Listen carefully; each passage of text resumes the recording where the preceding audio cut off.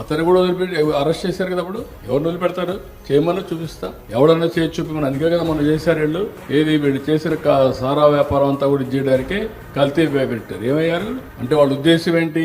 అక్కడ ఎవరో ఒక అతను తెలుగుదేశాన్ని మేనేజ్ చేసేస్తే, బురద వేసేస్తే నేను కడుక్కునేసే పరిస్థితులు లేవు, ప్రక్షాళన చేసేస్తాను. అదే చేశాం. ఇప్పుడు ఏమనండి, ఇంకొక పక్కన ఏలూరులో ఒక అతను వేరే హెల్త్ ప్రాబ్లం చనిపోతే అతను కూడా నకిలీ మందని 3 రోజులు వాయించి వదిలిపెట్టాం. ఇప్పుడు మాట్లాడుతున్నారా? పాస్టర్ చనిపోతే ఏంటండి, వరుసగా హైదరాబాద్ నుంచి తాగుతూ వచ్చి యాక్సిడెంట్ లో చనిపోతే చంపేశారు అని చెప్పంటే ఎవిడెన్స్ ఇస్తే కూడా మాట్లాడితే వీళ్ళు ఇలాంటి పార్టీ సపోర్ట్ చేస్తే ఏమనాలని వాళ్ళని? అంటే కరుడు కట్టినట్టు నేరస్తులు తయారైపోయారు. ఆ నేరాలన్నీ చేసి గవర్నమెంట్ మీద బురదేయాలనుకున్న వాళ్ళు కుదరదు. నేను అది చెప్పాను. నేను మీకు చాలా సార్లు చెప్పాను. రౌడీలతో డీల్ చేసాం, చాలా ఈజీ. లేకపోతే కమ్యూనల్ వైలెన్స్ కంట్రోల్ చేశాం, ఫ్యాక్షన్స్ వన్ సైడ్ కంట్రోల్ చేశాం. రాజకీయ ముసుగు వేసుకొని నేరాలు చేసి కావాలని హెరాస్ చేస్తానని మాట్లాడితే చాలా సమస్యలు ఉంటాయి. ప్రజలు అర్థం చేసుకోవాలి. నేరం ఎవరు చేసినా అది నేరమే. వాళ్ళకి తప్పకుండా పరీక్ష చేస్తాం.